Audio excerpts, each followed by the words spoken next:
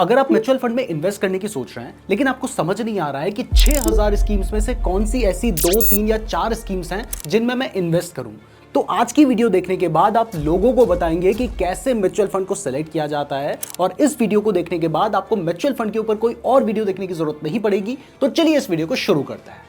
तो mutual fund को select करते वक्त सबसे पहला सवाल जो हमारे माइंड में आता है कि हम कौन से टाइप ऑफ म्यूचुअल फंड में इन्वेस्ट करें, क्योंकि म्यूचुअल फंड्स बहुत सारे टाइप के होते हैं, जैसे equity, debt, hybrid, solution oriented mutual funds et cetera. अब अगर इनके भी सब टाइप्स की बात करें तो इक्विटी फंड्स वो फंड्स होते हैं जो कि स्टॉक मार्केट में आपके पैसे को इन्वेस्ट करते हैं। लेकिन स्टॉक मार्केट में कहां पर आपका पैसा इन्वेस्ट किया जा रहा है, इसके बेसिस पर भी इनके अलग अलग टाइप्स होते हैं।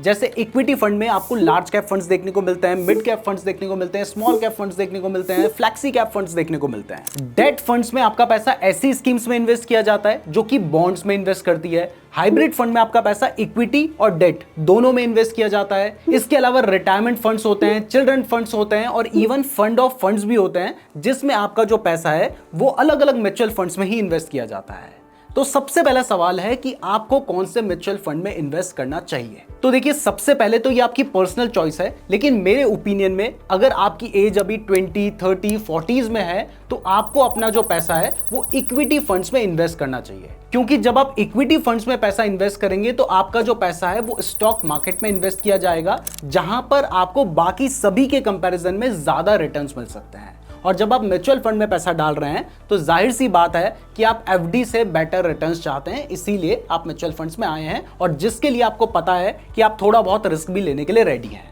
तो हम आज इक्विटी फंड्स में कौन सा फंड सेलेक्ट करना है इसके बारे में ही बात कर रहे हैं। वैसे ये जो अलग अलग टाइप के फंड्स हैं ये मैंने आपको सिर्फ जनरल नॉलेज के लिए बताए हैं, ज्यादातर लोग इनके बारे में डिस्कस भी नहीं करते हैं, लेकिन आपको पता होना चाहिए इसलिए मैंने ये चीज आपको बताई है। तो मेनली हम इक्विटी फंड्स में आपको कौन सा फंड सेलेक्ट करना चाहिए इसके बारे में ही बात करेंगे, क्योंकि आप चाहते हैं कि आपका पैसा स्टॉक मार्केट में इन्वेस्ट हो ताकि आपको ज्यादा रिटर्न्स मिल सके। वैसे बता दूं कि आगे मैं आपको प्रैक्टिकली फंड कैसे सेलेक्ट करना है ये बताने जा रहा हूं, सिर्फ थ्योरी बता के नहीं जाऊंगा, प्रैक्टिकली आपको चीजें दिखा के जाऊंगा। और हाँ, इस वीडियो के एंड में मैं आपको म्यूचुअल फंड से जुड़ी हुई एक ऐसी बात बताने जा रहा हूं जिसको जानने के बाद आप शॉक हो जाएंगे, और ये बहुत ही कम लोगों को पता होती है। तो इसके लिए वीडियो को एंड तक जरूर देखिएगा और वीडियो को लाइक भी जरूर कर दीजिएगा। तो सबसे पहला जो हमारा टाइप ऑफ इक्विटी फंड है वो है लार्ज कैप फंड्स। इस स्कीम में आपका जो पैसा है वो स्टॉक मार्केट की जो टॉप 100 स्टॉक्स हैं उनमें इन्वेस्ट किया जाता है, मतलब सब में नहीं, उसमें से सेलेक्ट करके इन्वेस्ट किया जाता है। तो इसकी खास बात यह होती है कि आपका पैसा स्टॉक मार्केट के टॉप 100 कंपनीज में रखा जा रहा है, तो ज्यादातर केस में जो टॉप 100 कंपनीज हैं उनको नुकसान होने के चांसेस कम होते हैं, लेकिन वो आपको बहुत ज्यादा रिटर्न्स भी नहीं दे सकते। तो यहां पर आपका रिस्क थोड़ा कम होता है और आपको अच्छे खासे रिटर्न्स मिल जाते हैं। तो अगर आप ऐसा चाहते हैं तो आपको लार्ज कैप फंड में अपना पैसा रखना चाहिए। दूसरा होता है mid cap fund. Mid cap funds में ऐसे स्टॉक्स आते हैं जिनकी जो रैंकिंग है साइज वाइज वो 101 से 250 के बीच में होती है, यानी ये टॉप 100 में आपके पैसे को इन्वेस्ट नहीं करेंगे, उससे छोटी कंपनी में पैसा इन्वेस्ट करेंगे। इसका फायदा यह होता है कि छोटी कंपनी के पास ग्रोथ अपॉर्चुनिटीज बहुत ज्यादा होती हैं, तो वो जो कंपनी है वो बहुत बड़ी हो सकती है, यानी आपको ज्यादा रिटर्न्स मिल सकते हैं। लेकिन इसके साथ साथ ही क्योंकि आपका जो पैसा है वो थोड़ी छोटी कंपनीज में लग रहा है, तो वहां पर आपका जो रिस्क होता है वो भी बढ़ जाता है। यानी अगर आप थोड़े ज्यादा रिटर्न्स के लिए थोड़े ज्यादा रिस्क लेना चाहते हैं तो फिर आपके लिए मिड कैप फंड सही है। वैसे यहां पर मैं आपको बता दूं कि इस वीडियो में मैंने आपको म्यूचुअल फंड के सिर्फ इक्विटी टाइप के बारे में डिस्कस किया है, और उसमें भी सिर्फ कुछ स्कीम्स डिस्कस की हैं और कुछ बेसिक तरीके बताए हैं जिससे आप एक स्कीम को सेलेक्ट कर सकते हैं। लेकिन अगर आप म्यूचुअल फंड्स के बारे में डिटेल में सीखना चाहते हैं तो इसके ऊपर हमने एक कोर्स बना रखा है जिसको आप हमारे ऐप नीरज जोशी पे जाके बाय कर सकते हैं, और इवन वहां पर फर्स्ट वीडियो तो आप बिल्कुल फ्री में देख सकते हैं, लिंक डिस्क्रिप्शन पे दिया गया है, या फिर आप प्ले स्टोर से हमारे ऐप नीरज जोशी को डाउनलोड करने के बाद हमारे म्यूचुअल फंड कोर्स को बाय कर सकते हैं। इसके बाद तीसरे टाइप के जो फंड्स होते हैं वो होते हैं स्मॉल कैप फंड्स। इसमें आपका पैसा जो स्टॉक मार्केट की टॉप 250 कंपनीज हैं उनको छोड़कर बाकी जो कंपनीज हैं, यानी 251 से छोटी जो कंपनीज हैं उनमें इन्वेस्ट किया जाता है। तो आपका पैसा बहुत छोटी छोटी कंपनीज में भी इन्वेस्ट किया जाता है, जो कि हो सकता है कि जो छोटी कंपनी है वो आपको 10 टाइम्स 20 टाइम्स के रिटर्न दे दे। मतलब म्यूचुअल फंड स्कीम नहीं देगी, लेकिन एक पर्टिकुलर स्टॉक दे सकता है जिससे आपको बहुत ज्यादा रिटर्न्स मिल सकते हैं। लेकिन देखिए, छोटी कंपनी तो बंद भी हो सकती है, तो आपका जो रिस्क है वो भी बहुत ज्यादा बढ़ जाता है। तो ये 3 टाइप आपको समझ आ गए। तो अब जो चौथा टाइप है वो बहुत सिंपल है और ये है flexi cap funds. Flexi cap fund में आपका जो फंड मैनेजर है, आपने उसके हाथ में पावर दे दी कि तू चाहे तो ज्यादातर पैसा लार्ज कैप में डाल दे, ज्यादातर मिड कैप में डाल दे, स्मॉल कैप में डाल दे, या अपने हिसाब से तीनों में डाल दे। तो अगर आप चाहते हैं कि आपका जो एएमसी है उसके पास पावर हो कि वो अपने हिसाब से देखे कि कौन से टाइप के स्टॉक्स अभी अच्छे परफॉर्म कर रहे हैं, चाहे वो स्मॉल हो, मिड हो, लार्ज हो, तो फिर आप फ्लैक्सी कैप फंड्स में अपना पैसा इन्वेस्ट कर सकते हैं। और इसके बाद 5वें तरह के फंड्स आते हैं जो कि मोस्टली सेफ होते हैं, और वो है इंडेक्स फंड्स। इंडेक्स फंड में आपने निफ्टी 50 का नाम सुन रखा होगा। ये नेशनल स्टॉक एक्सचेंज का एक इंडेक्स है। ऐसे ही आपने सेंसेक्स का नाम सुन रखा होगा जो कि बॉम्बे स्टॉक एक्सचेंज का एक इंडेक्स है। अब देखो, हो सकता है कि कोई पर्टिकुलर स्टॉक खराब परफॉर्म करे, कोई पर्टिकुलर स्टॉक अच्छा परफॉर्म करे, लेकिन ओवरऑल अगर आप ये मानते हैं कि हमारा जो स्टॉक मार्केट है वो लॉन्ग टर्म में अच्छा ही परफॉर्म करेगा और आप ज्यादा रिस्क नहीं लेना चाहते हैं, तो आप इंडेक्स फंड में अपने पैसे को इन्वेस्ट कर सकते हैं। तो अब अगर आपने डिसाइड कर लिया है कि आपको कौन से फंड में इन्वेस्ट करना है, तो अब चलिए प्रैक्टिकली आप अपने लिए फंड कैसे सेलेक्ट कर सकते हैं वहां पर चलते हैं। तो म्यूचुअल फंड को सेलेक्ट करने के लिए आपको 2 वेबसाइट्स का यूज करना है। इसमें जो सबसे पहली है वो है एंजल वन। एंजल वन का अगर आपके पास डीमैट अकाउंट है तो वहां से आप म्यूचुअल फंड में इन्वेस्ट भी कर सकते हैं, और अगर आपके पास डीमैट अकाउंट नहीं है तो इस वीडियो के डिस्क्रिप्शन में मैंने आपको लिंक दे रखा है, वहां से आप अपना बिल्कुल फ्री में डीमैट अकाउंट खुलवा सकते हैं। तो जब आप एंजल वन में लॉगिन कर लेंगे, उसके बाद आपको होम वाले सेक्शन में जाना है, और होम वाले सेक्शन में जाने के बाद यहां पर आपको एक म्यूचुअल फंड का सेक्शन देखने को मिल रहा है। आपने इस पर क्लिक कर देना है। अब जैसे ही आप इस पर क्लिक करते हैं तो आप इस पेज पर रिडायरेक्ट हो जाते हैं, और यहां पर आपको एक ऑप्शन देखने को मिलता है फाइंड म्यूचुअल फंड्स का।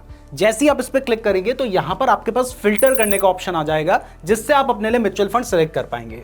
तो सबसे पहले यहां पे एसेट क्लास का ऑप्शन है, तो आप इक्विटी फंड में इन्वेस्ट करना चाहते हैं तो यहां से आप इक्विटी सेलेक्ट कर सकते हैं। इसकी जगह पर अगर मान लीजिए आप डेट फंड में इन्वेस्ट करना चाहते हैं तो आप डेट भी सेलेक्ट कर सकते थे। तो अगर आप इक्विटी फंड में भी किसी पर्टिकुलर टाइप ऑफ फंड में इन्वेस्ट करना चाहते हैं, जैसे आप लार्ज कैप फंड में इन्वेस्ट करना चाहते हैं, फ्लैक्सी कैप फंड में इन्वेस्ट करना चाहते हैं, मिड कैप फंड में इन्वेस्ट करना चाहते हैं, तो वो आप यहां से सेलेक्ट कर सकते हैं। जैसे जिन फंड्स में मैं इन्वेस्ट नहीं करना चाहता हूं, मैं उसको यहां से अपनी लिस्ट से हटा देता हूं। तो यहां पर मैंने अपनी लिस्ट में अब small cap, large cap, mid cap और फ्लैक्सी कैप फंड्स को ही सेलेक्ट किया है। तो इक्विटी फंड में अब मुझे पर्टिकुलर उसी टाइप के फंड देखने को मिलेंगे।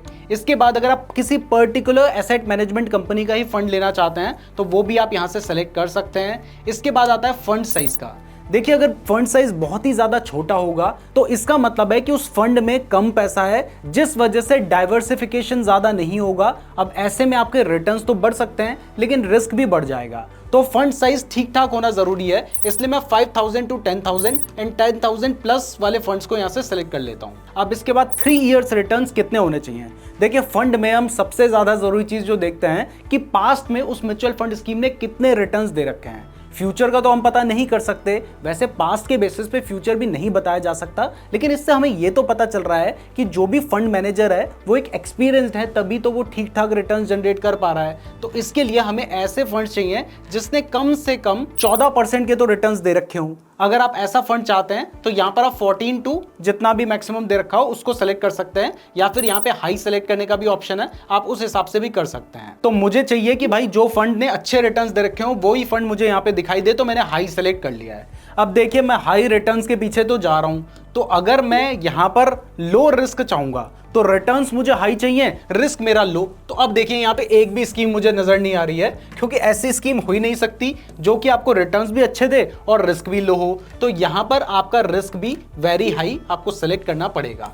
तो आप जब आप वेरी हाई रिस्क सेलेक्ट कर लेंगे तब आपको ज्यादा रिटर्न्स वाली स्कीम देखने को मिलेगी। इसके साथ साथ ही आप यहां पर अपने हिसाब से हाई रिस्क को भी सेलेक्ट कर सकते हैं। तो हमने इन दोनों को सेलेक्ट कर लिया है। अब इसके बाद इन्वेस्टमेंट टाइप में आप एसआईपी करना चाहते हैं, वन टाइम इन्वेस्टमेंट करना चाहते हैं, आप दोनों को भी सेलेक्ट कर सकते हैं अपने हिसाब से। इसके बाद फंड टाइप में आपको ग्रोथ फंड चाहिए, डिविडेंड फंड चाहिए। तो मेरे अकॉर्डिंग आप लॉन्ग टर्म के लिए पैसा इन्वेस्ट कर रहे हो और आपको कंपाउंडिंग का बेनिफिट चाहिए, तो फिर आपको ग्रोथ फंड में इन्वेस्ट करना चाहिए। इसके बाद एक्सपेंस रेशियो, देखिए ये आप अपने हिसाब से सेलेक्ट कर सकते हैं। मेरे हिसाब से लो टू मिड हो तो ज्यादा बेटर है। तो मैंने इनको सेलेक्ट कर लिया है। बाकी हम बाद में भी इसको देख सकते हैं, तो मैं इसको हाई भी सेलेक्ट कर ही लेता हूं। तो अब देखिए, जब हमने इतने सारे फिल्टर लगा दिए हैं तो अब हमारे सामने काफी सारी स्कीम्स खुलकर आ गई हैं, और वो स्कीम कौन कौन से टाइप की है ये भी हमें दिखाई दे रहा है। जैसे ये एक मिड कैप फंड है जिसने पिछले 3 साल में हर साल 40% के रिटर्न्स दिए हैं। दूसरी इस स्कीम ने पिछले 3 साल में हर साल 33% के रिटर्न्स दिए हैं। ऐसे बहुत सारी स्कीम आपको देखने को मिल रही है। अब मान लीजिए कोई दूसरा म्यूचुअल फंड हो जो 30% के भी रिटर्न्स दे देता है अगले 15 साल तक। ये सिर्फ एक एग्जाम्पल है, जनरली इतने रिटर्न्स नहीं मिल पाते हैं, लेकिन मैं आपको समझाने के लिए बता रहा हूँ। और उसमें अगर आप 5,000 रुपए पर मंथ की भी इन्वेस्टमेंट करते हैं और अगर अगले 15 साल तक आप ये इन्वेस्टमेंट करते रहते हैं तो टोटल आप सिर्फ 9 लाख रुपए इन्वेस्ट करेंगे। लेकिन वो जो 9 लाख रुपए होंगे वो बढ़कर 1.72 करोड़ से भी ज्यादा हो गए होंगे। तो अगर आप अपने पैसे को ग्रो करते हुए देखना चाहते हैं तो म्यूचुअल फंड में इन्वेस्ट करना चाहिए। अब देखिए, यहाँ पर मैंने क्या किया था, मैंने इक्विटी फंड में बहुत सारे टाइप के फंड सेलेक्ट कर लिए थे। जैसे मैं लार्ज कैप भी सेलेक्ट कर रखा है, मिड कैप भी सेलेक्ट कर रखा है, मल्टी कैप भी सेलेक्ट कर रखा है। अब मान लीजिए एग्जांपल के लिए मैं फ्लेक्सी कैप फंड बाय करना चाहता हूं, तो यहां से मैं बाकी फंड्स को हटा देता हूं। अब मेरे सामने काफी कम स्कीम्स देखने को मिल रही है, आप देख सकते हैं। अब अभी भी अगर आपको स्कीम ज्यादा लग रही है तो यहां पर आप फंड साइज को थोड़ा बड़ा सेलेक्ट करेंगे तो आपके पास हो सकता है कि कुछ और स्कीम्स नजर आए। तो यहां पर आप देखिए कि इतनी स्कीम्स हमें नजर आ रही हैं, तो अब इसमें से कोई भी 3 स्कीम्स में सेलेक्ट कर लेता हूं और उनको फिर हम फिल्टर करेंगे और ऐसे हम अपने लिए बेस्ट स्कीम सेलेक्ट कर लेंगे। तो इनको कंपेयर करने के लिए अब हमें एक दूसरी वेबसाइट में जाना होगा जो कि है ईटी मनी की। क्लियर कर दूं कि ये स्पॉन्सर्ड नहीं है, खुद यूज करता हूं इसलिए आपको बता रहा हूं। तो यहां पर आपको गूगल में लिखकर सर्च करना है ET money mutual fund compare. ये लिख के जैसे ही आप सर्च करेंगे तो आपके सामने वेबसाइट खुलकर आ जाएगी। तो जिस स्कीम को आप कंपेयर करना चाहते हैं इसके लिए आपको इस वेबसाइट पे जाना है और यहां पर आपने यहाँ पे क्लिक कर देना और इस स्कीम का नाम सर्च कर लेना है। तो ये स्कीम हमने यहाँ पर एक सेलेक्ट कर दी है। अब एक स्कीम यहाँ पर पहले से सेलेक्ट थी तो मैं इसको यहाँ से रिमूव कर देता हूँ। तो अब एक स्कीम हमने ये सेलेक्ट किया, उसका सारा डेटा हमें देखने को मिल रहा है। ऐसे ही मैं 3 स्कीम्स और सेलेक्ट कर लेता हूं ताकि हम इजीली कंपेयर कर पाएं। तो अब हमने 4 स्कीम्स यहां पर ऐड कर ली है, अब हमें इन्हें कंपेयर करना है। तो देखिए आपके सामने डेटा आ रहा है, आप इजीली कंपेयर कर सकते हैं। सबसे पहले हम यहाँ पे जो कंपेयर करेंगे वो करेंगे फंड साइज में। देखिए हमारे अकॉर्डिंग फंड साइज ठीक ठाक होना चाहिए। तो ऑलरेडी हमने एंजल 1 में ही ऐसे फंड सेलेक्ट किए थे जिनका साइज 10,000 करोड़ से बड़ा हो। तो सारे फंड्स का जो साइज है वो 10,000 करोड़ से बड़ा है, तो ये सफिशिएंट है। इसके बाद नेक्स्ट चीज जिसमें हमें कंपैरिजन करना है वो है रिटर्न्स। देखिए 3 महीने, 6 महीने, 1 साल में तो कोई भी अच्छे रिटर्न्स दे देगा। मैटर करता है कि उसने 3 साल में और 5 साल में अच्छे रिटर्न्स दिए हों। तो यहां पर हमें देखना है कि 3 और 5 साल में सबसे अच्छे रिटर्न्स कौन से फंड ने दे रखे हैं। तो यहां पर आप देख सकते हैं कि ये 2 स्कीम है जिन्होंने 3 और 5 साल में सबसे अच्छे रिटर्न्स दिए हैं, और ये वाली जो स्कीम है ये शायद 5 साल पहले थी नहीं, इसलिए उसने उतने अच्छे रिटर्न्स नहीं दिए हैं। तो मैं इस स्कीम को अपनी लिस्ट में से हटा देता हूं। ये सिर्फ मैं एग्जाम्पल लेके चल रहा हूं, तो समझने के पर्पस से ही इसे देखिएगा, कोई भी बाय या सेल रिकमेंडेशन के हिसाब से मत देखिएगा। इसके बाद नेक्स्ट जो हमें कंपैरिजन करना है वो करना है एक्सपेंस रेशियो में। देखिए हर जो म्यूचुअल फंड स्कीम होती है उसके खुद के भी कुछ खर्चे होते हैं, तो वो खर्चे वो स्कीम कैसे निकालेगी। तो इसके लिए वो आपसे कुछ पैसे चार्ज करती है, और वो जो पैसे होते हैं वो परसेंटेज की टर्म्स में चार्ज किए जाते हैं, जिसको एक्सपेंस रेशियो कहा जाता है। तो अगर किसी स्कीम का एक्सपेंस रेशियो ज्यादा है, इसका मतलब वो आपसे ज्यादा पैसे चार्ज कर रहे हैं, और इससे आपके जो रिटर्न्स होंगे उन पर इंपैक्ट पड़ेगा लॉन्ग टर्म में। तो इसलिए हमें हमेशा ऐसी ही स्कीम में इन्वेस्ट करना चाहिए जिसका जो एक्सपेंस रेशियो हो वो कम हो। तो यहाँ पर ये दोनों जो स्कीम है इसका एक्सपेंस रेशियो इसके कंपैरिजन में कम है, और अगर हमने रिटर्न्स के पर्सपेक्टिव से देखा तब भी हमने देखा कि इन दोनों ने लॉन्ग टर्म में ज्यादा अच्छे रिटर्न्स दिए थे। तो अब इस स्कीम को भी मैं अपनी लिस्ट में से हटा देता हूं। तो अब हमें नेक्स्ट जो कंपैरिजन करना है वो 2 चीजों में करना है, एक है अल्फा और दूसरा है बीटा।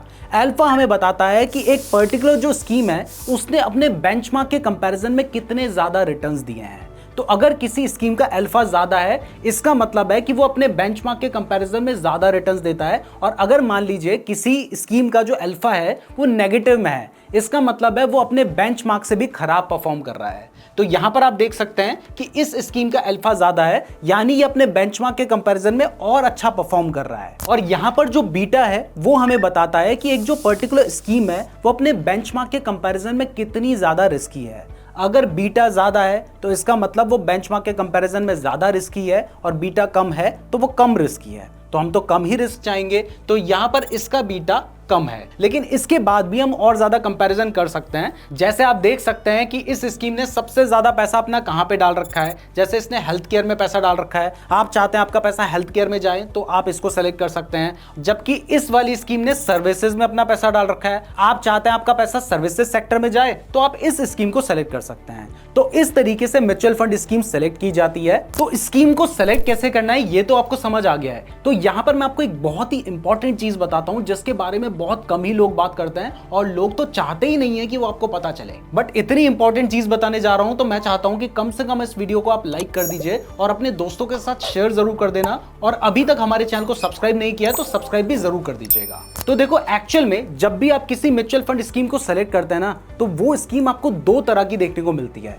एक होती है रेगुलर प्लान ग्रोथ, मतलब रेगुलर प्लान, और दूसरा होता है डायरेक्ट प्लान।